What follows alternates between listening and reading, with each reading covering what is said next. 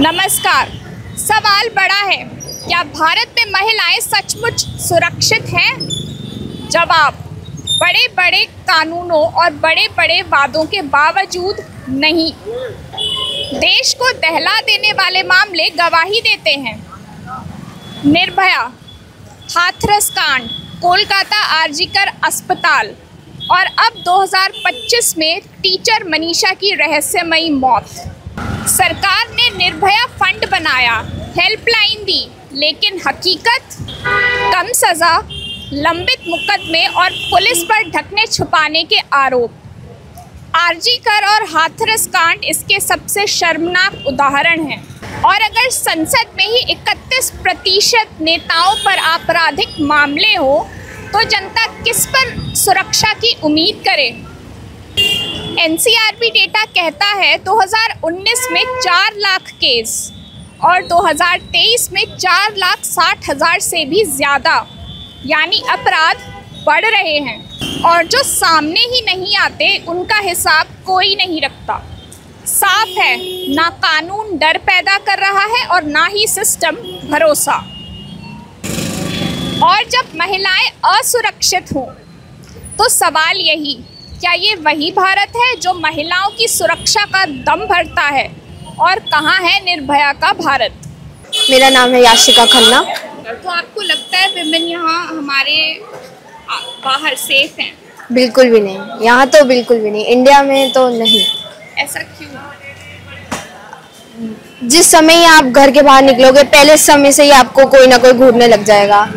और हर एक लड़की, आज मैं देख रही हूँ, मेरे खुद के बैग में एक पेपर स्प्रे रहेगा। कहीं भी सेफ्टी, हाईवे हो, मेट्रो हो, कोई शॉप ही हो, वहाँ पे भी कोई सुरक्षा नहीं मिलेगी। अब जैसे ये हाई प्रोफाइल केसेस होते हैं, कोई जैसे निर्भया केस हो गया या अभी का रिसेंटली क्लियर नहीं हो पाया कि हुआ क्या। यस। तो आपको लगता है जैसे निर्भया केस के टाइम भी एक निर्भया फंड निकाला गया था और हेल्पलाइन भी, तो आपको लगता है वो इफेक्टिव है आज? मैंने जितना तक सुना है 50-50 हो सकता है। कभी रिस्पांस नहीं आता है, कभी रिस्पांस आ भी जाए तो वो टाइम पे नहीं आते हैं। तो हम शॉर्टी से तो नहीं कह सकते। इतने सारे केसेस में क्या एक्शन लिया गया? कोई जेल में डाला गया क्या? 2 दिन के बाद न्यूज़ बंद हो जाती है। उनको बस नेताओं को बातें करते हुए दिखाना होता है। इसके बारे में न्यूज़ चलती कहाँ है? इस पर सबसे पहले कड़ा एक्शन होना चाहिए ऑन विमेन सेफ्टी। सबसे पहले तो प्रॉम्प्ट एक्शन हो। अगर तुमने न्यूज़ लाइन दी है तो बंदा टाइम पे तो आए, पुलिस वाला। अगर कोई वुमेन चाहती भी है कंप्लेन करना तो वो टाइमली आए। And secondly I would say लोगों का घूरना, आई वुड ऑल्सो से कि यहाँ पे एजुकेशन और होनी चाहिए कि इतना भी ना हो। लाइक जैसे एजुकेशन बोला आपने, गुरुग्राम को तो हम मिलेनियम सिटी कहते हैं। यस। तो फिर आप क्या बोलोगे इस पे? मिलेनियम सिटी होने के बावजूद भी केसेस कम नहीं हुए हैं। हम देख रहे हैं कि प्रॉम्प्ट एक्शन तो कभी आता ही नहीं है। न्यूज़ में इतनी चीज़ें आ रही हैं, बट इनका सुलझाव कहाँ हो रहा है? कुछ हमें दिख रहा है, कोई अंदर डाला जा रहा है, कोई एक्शन तो लीजिए। आपका शुभ नाम? शीना खन्ना। तो मैम, सबसे पहले आपको लगता है यहाँ पर विमेन सेफ हैं? नहीं, बहुत ज़्यादा तो नहीं है, यहाँ सेफ्टी का प्रॉब्लम है। और जैसे कि हाई प्रोफाइल केसेस होते हैं, जैसे निर्भया केस और अभी रिसेंटली टीचर मनीषा का केस, लेकिन उसमें क्लियर नहीं हो पाया कि एक्चुअली वो क्या है।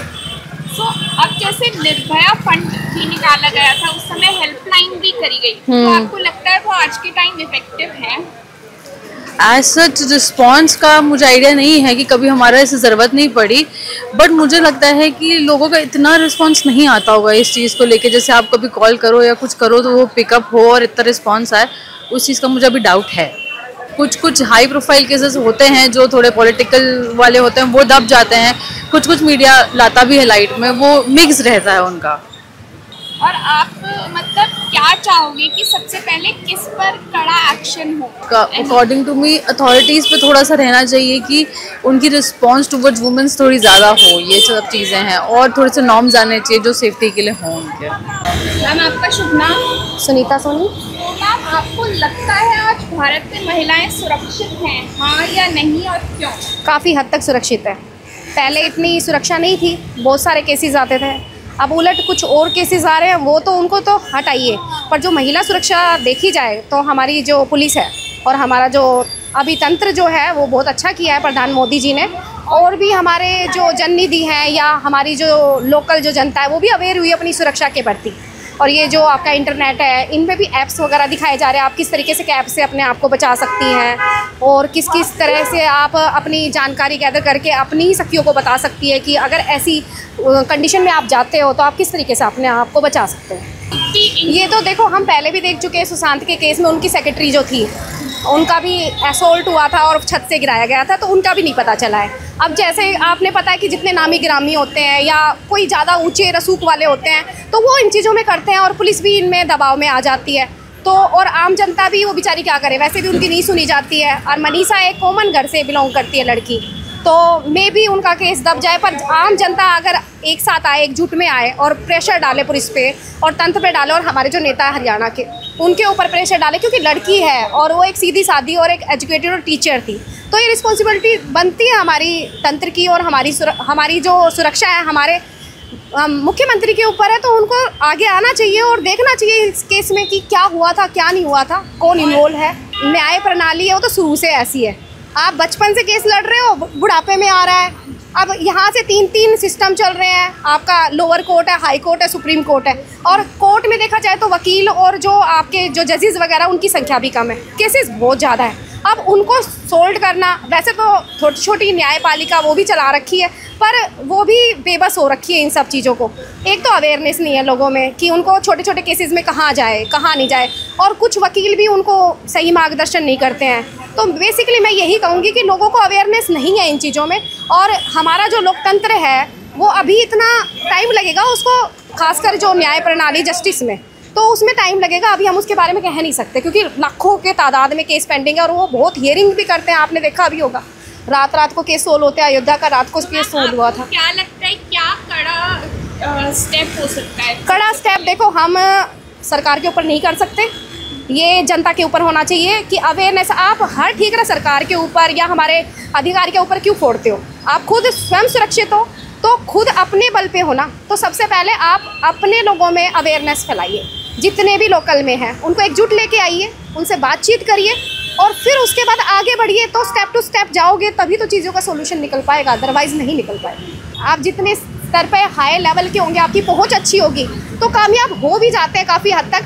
पर अगर आप जैसे निर्भया का केस था तो वो लोगों ने कितना हाइक पे लेके गए, प्रोटेस्ट किया, हाइक पे लेके गए, इवन लोकसभा में भी प्रोटेस्ट हुआ। तो इसके लिए एकजुट होना पड़ेगा। देखो आवाज़ डम पियर को खोलने के लिए आवाज़ तेज करनी पड़ेगी, तो बिना आवाज़ तेज किए नहीं हो सकता।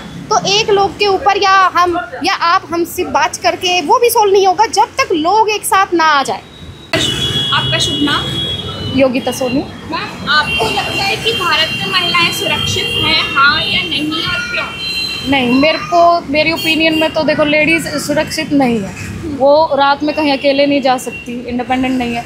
अगर कल को मान लो किसी के बस ओनली फीमेल चाइल्ड, ठीक है, कहाँ इक्वलिटी लड़के और लड़की में? मान लो किसी के फीमेल चाइल्ड है, क्या वो रात के टाइम पर अपने फादर को लेके जा सकती है हॉस्पिटल?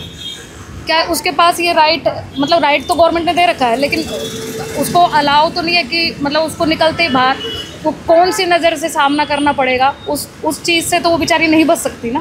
तो जब तक ये आप डर नहीं ख़त्म कर सकते कि मतलब वो लड़की किसी भी टाइम पे कहीं भी निकल जाए, तो तब तक वुमेन सेफ्टी की कोई बात ही नहीं हो सकती। और बड़े कानून और बड़े वादों के बाद भी हालात क्यों नहीं बदलते? गलती किसकी? कड़े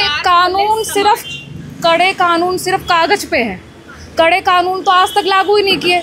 सिर्फ आप एक ये कह सकते हो यूपी में जो योगी जी कर रहे हैं वो सबसे बेस्ट है। हरियाणा की सरकार ने तो अब तक ये केस अगर यूपी में हुआ होता तो योगी ने उनको छोड़ना ही नहीं था, तो ये केस था हरियाणा का। तो हरियाणा में कहाँ कानून है? कोई कुछ भी कर रहा है। हरियाणा में तो सरकार पैसों वालों के नीचे दबी हुई है। काफी केस ऐसे भी हैं जो दर्ज नहीं हो पाते हैं। हाँ। कई बार पुलिस नहीं करती, कई बार बिकॉज ऑफ अगर केस मिडिल क्लास का है तो उसको वहीं रफा दफा किया जाता है। आप कितने केसेस के बारे में न्यूज़पेपर में पढ़ते हो, कितने केसेस के बारे में आपको सोशल मीडिया से ही पता चलता है, बाय इंस्टाग्राम कोई बताते कि इनका तो पता ही नहीं चला कहाँ गए, तो वो कहाँ है, कहाँ रिकॉर्ड हुए, कहाँ दर्ज हुए। आप इस पर क्या कहना चाहोगे? क्या कहना कि एक तो मतलब जो है ना, जैसे विदेशों में है कि अगर क्राइम साबित हो गया, क्राइम हुआ है तो ऑन द स्पॉट उसको सज़ा मिले, और जिस हिसाब से उसने क्राइम किया है तो उसी हिसाब से उसको सज़ा मिले। अगर उसने पब्लिक प्लेस पे किया है तो उसको सज़ा भी पब्लिक दे और पब्लिक प्लेस पे ही मिले। गवर्नमेंट के तो आपके वो ही नहीं होने चाहिए। एक फास्ट ट्रैक कोर्ट जो पहले नाम सुना था हमने निर्भया के केस में, वो आज तक लागू नहीं हुई है, तो वो क्यों नहीं हुई? उसको करो ना। नियम और कानून को ही सख्त करना पड़ेगा, जैसे योगी जी ने अपने यूपी में किया हुआ है। उनको पता है वहाँ के लोगों में ये, और जैसे हम यूपी बनारस गए थे, घूमे, हम रात को घूमे मैं अपनी फ्रेंड के साथ, तो काफ़ी सेफ फील हो रहा था वहाँ पर हरियाणा में नहीं। तो जैसे योगी जी ने वहाँ पे अपना पूरा चला रखा है, तो ऐसे हरियाणा की भी चलाए, अदर स्टेट के लोग भी ऐसे करें। क्यों वो पैसे वालों के नीचे दबाव में आए? नाम? मेरा नाम रेणु वर्मा। तो मैम, आपको लगता है भारत में महिलाएं सुरक्षित हैं? देखो, जैसे अभी लेटेस्ट जो मनीषा का हत्याकांड हुआ, उससे तो मैं नहीं कह सकती बिल्कुल भी सुरक्षित है। और इसमें जिन जिन लोगों ने आवाज़ उठाई, आप देखो यूट्यूबर्स ही देख लो, जैसे छिकारा को देख लो और करमू को देख लो, जो कितने थे, 10-11 को अंदर डलवा दिया गया जेल में। वो जो आवाज़ उठाते हैं उनको सीधे अंदर किया गया। तो आप इसी से देख लो, जो आवाज़ हरियाणा में उठा रहे हैं उनको सीधा अंदर कर, यानी कहीं ना कहीं तो मिली भगत चल रही है बड़े बड़े लोगों से। तो आप ये इसी से आप लगा दीजिए कि मुझे नहीं लगता हरियाणा में वो बात नहीं रही जो पहले थी। अब मैं तो यही कहूँगी कि यूपी राज्य यहाँ आना चाहिए, जो यूपी में है। तभी जब ही इनकाउंटर कर देते वहाँ के, मैंने पुलिस वालों को देखा है, तभी ऑन द स्पॉट ही, वो तो जनता तक लाने देते ही नहीं। ये कहीं ना कहीं हमारे सिस्टम में कोई कमी है आई हुई है, जो जिस वजह से ये सब हो रहा है। जैसे कि पुलिस वालों की लगा लो कमी अंदर, जैसे बड़े बड़े लोगों का इनमें हाथ लगा लो किसी ना किसी का। अब तो जो हाल में ही जो केस आ रहे हैं वो तो सारे ही ओपन हो रहे हैं, जितने भी हो रहे हैं अब तो फिलहाल तो। अब तो ये पहले ही ऐसा होता था कि ये दबे रह जाते थे, लेकिन अब जनता में जागरूकता आई है कि जैसे अब ये जो गुजर का जो लड़की जला के मारी गई है, उसमें भी देखो एकदम ये हाल में आया ये भी। तो सब आजकल सारे जनता के सामने ही आ रहे हैं और उन पर एक्शन लिया जा रहा है।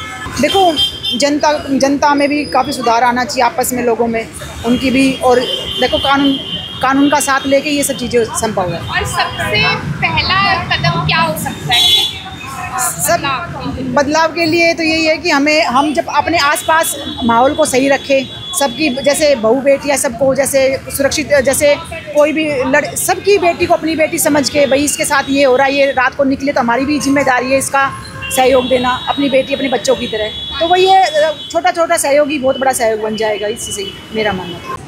तो आज हमने महिला सुरक्षा पर जनता का मत जाना। निर्भया से मनीषा तक किस्से बदल गए, चेहरे बदल गए, लेकिन हालात अब भी वही हैं।